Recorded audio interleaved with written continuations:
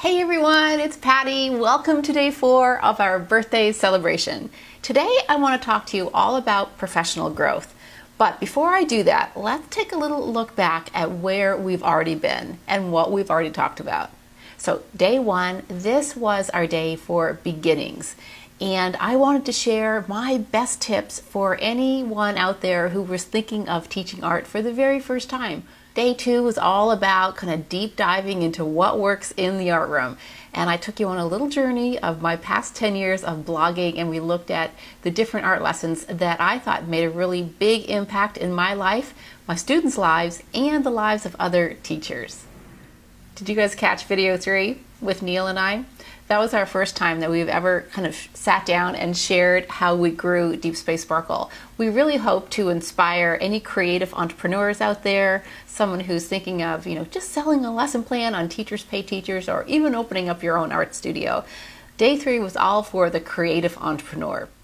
Day 4 is for the teacher who's been teaching for a while, and you're looking for ways to kind of keep things interesting, kind of maybe brush up on some skills, or to look at, expanding your horizons. Conferences and workshops are my favorite things to attend, and that's what we're going to talk about today.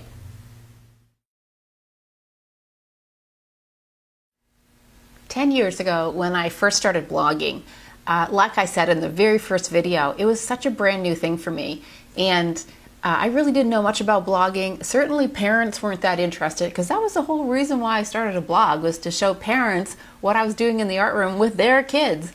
But they didn't seem to really catch on to the whole blogging thing, but other art teachers did.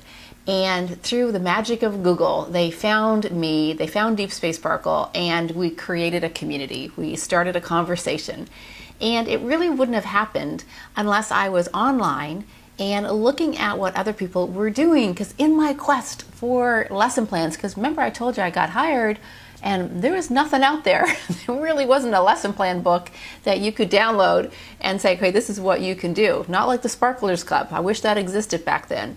I was kind of on my own, so I looked around at the different websites, and the way people had their websites all laid out, and what they offered and how you navigate it through their blog really kind of piqued my interest. So one of the first things I did when I started to blog, I invested about $129. I feel like it was around that price for a blogging course, an online blogging course. This was really new back then.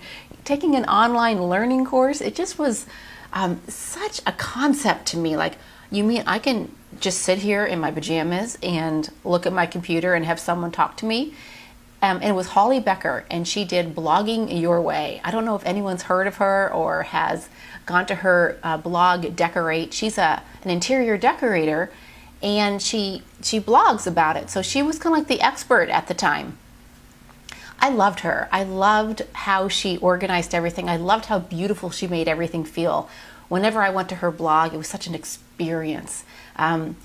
It wasn't just about learning something. It just the way she talked and all of this stuff. I just loved it. So I really patterned my whole blogging experience. That's what I wanted people to feel when they came to my to my blog.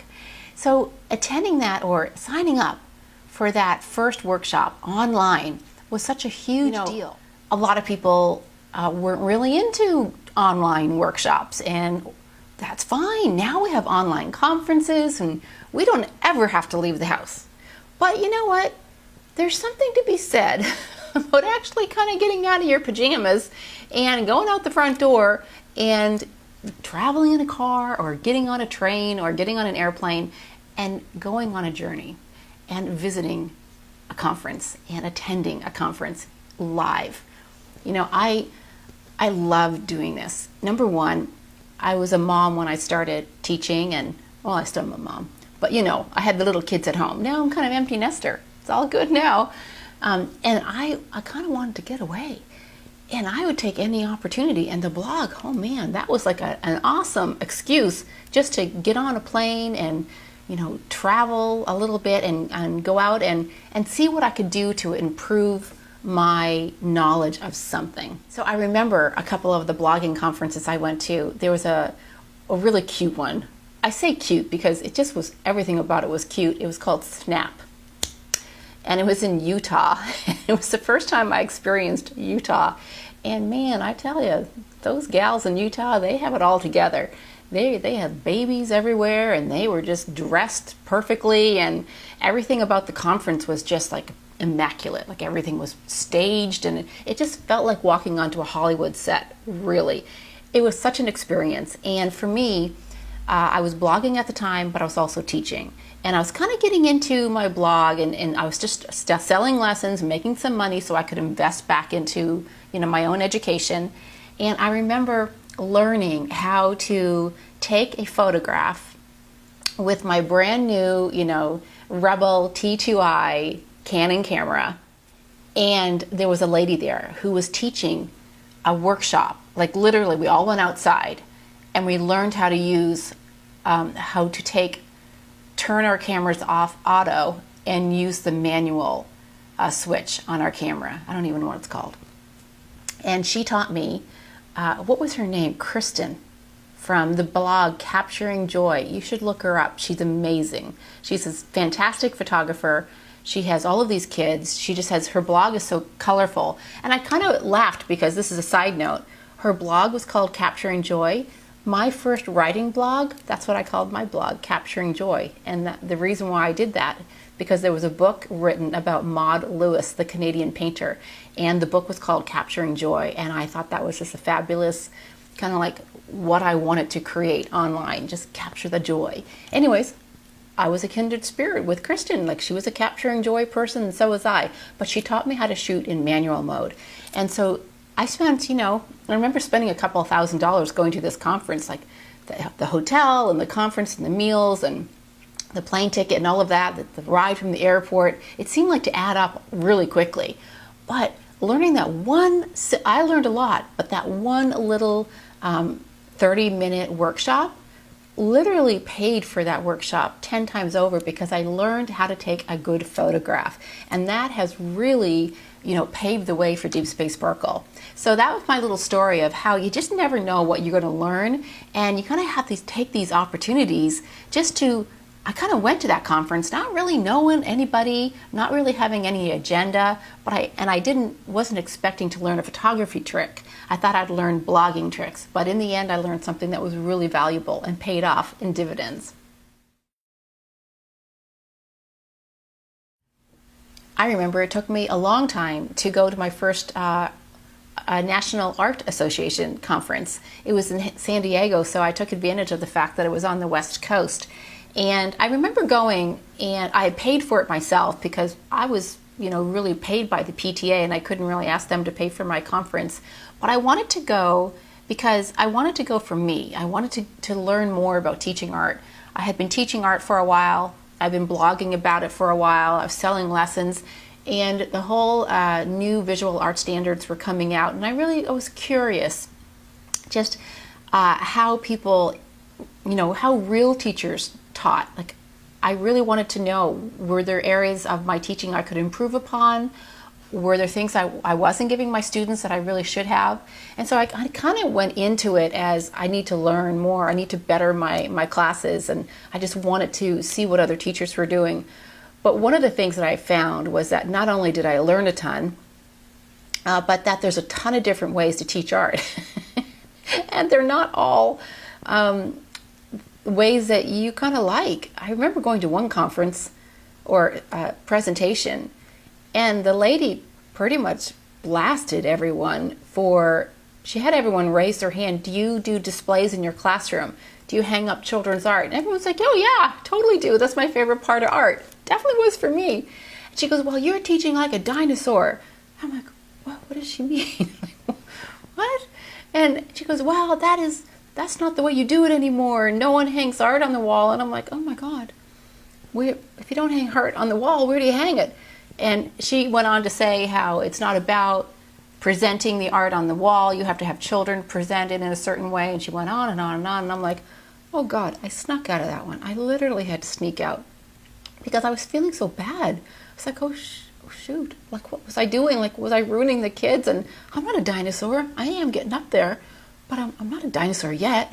And So I realized that, you know what, that was just her opinion on adapting the new standards was to kind of throw a little wrench into how you were doing things before to show you that it's much better to do it her way now.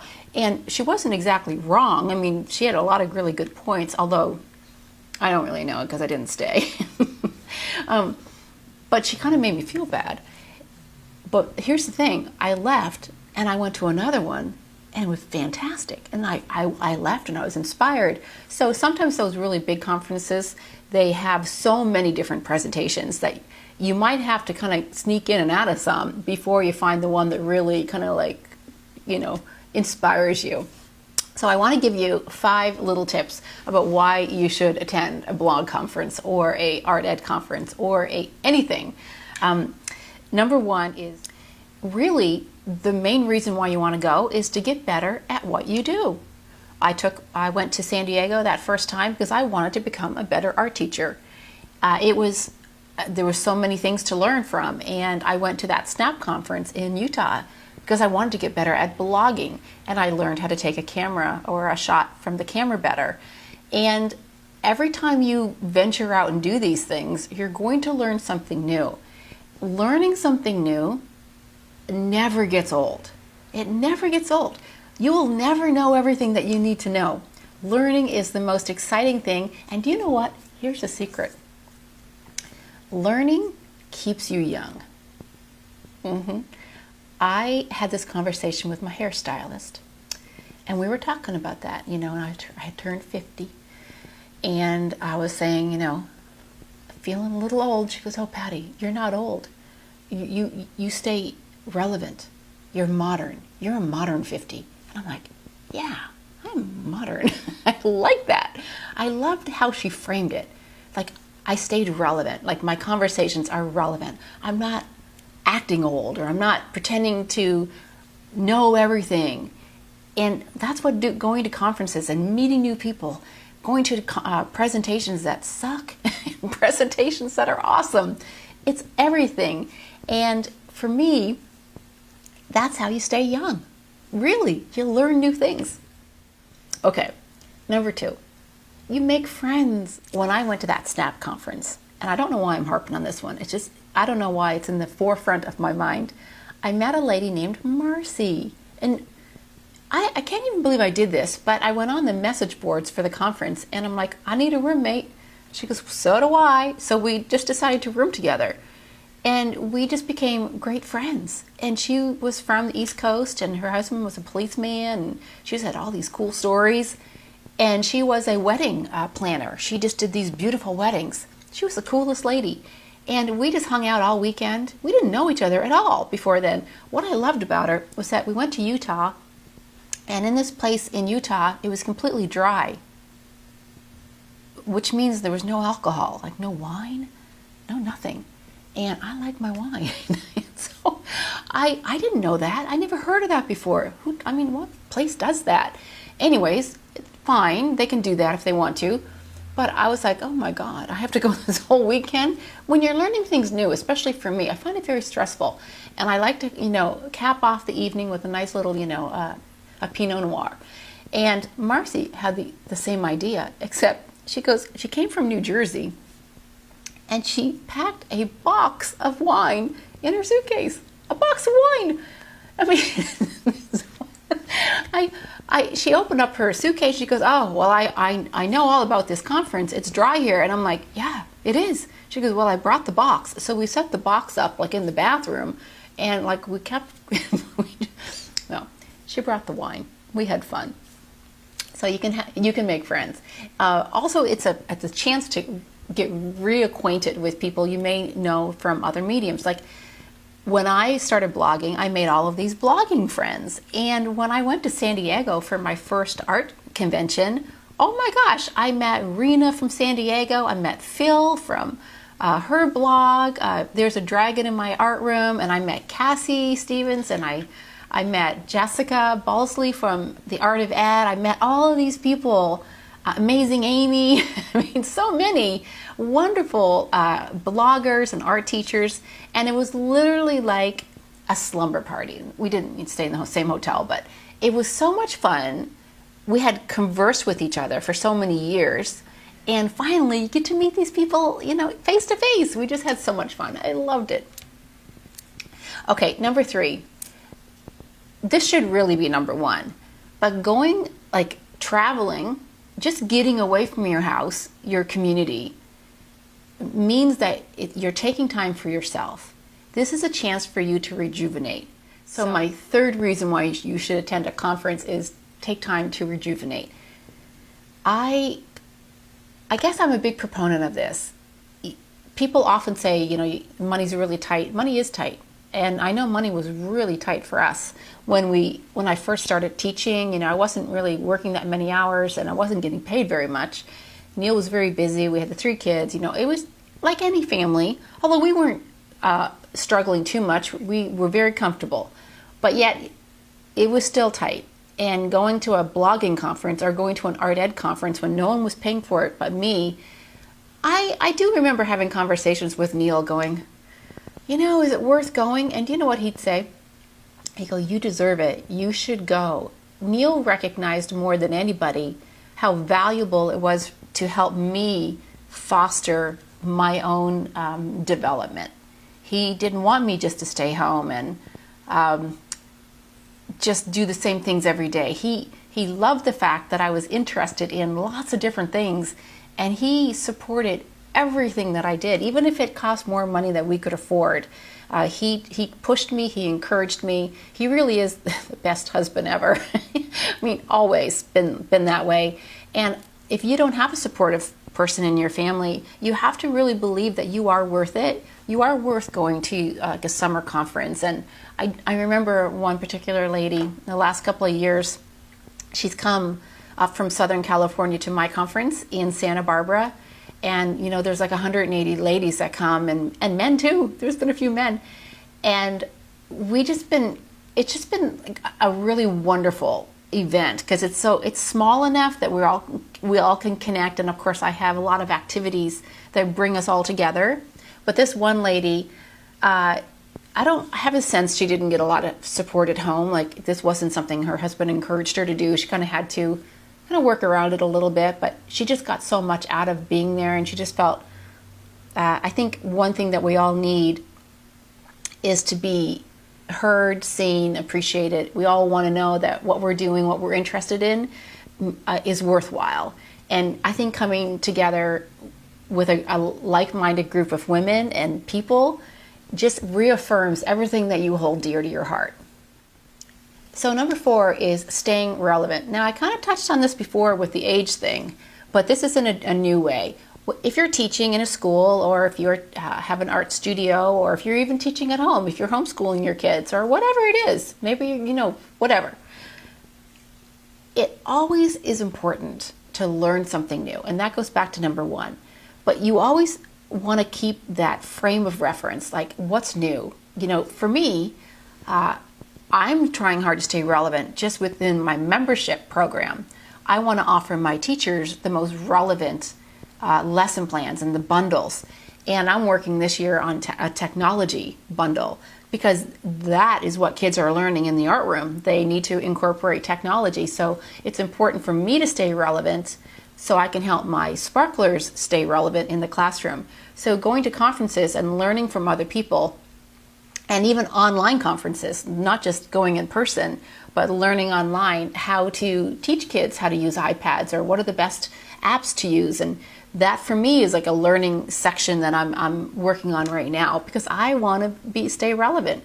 And you can't possibly grow unless you learn. That's what we tell the kids, right? It's just really hard. So, staying relevant, not just the age thing, but in there, it's important.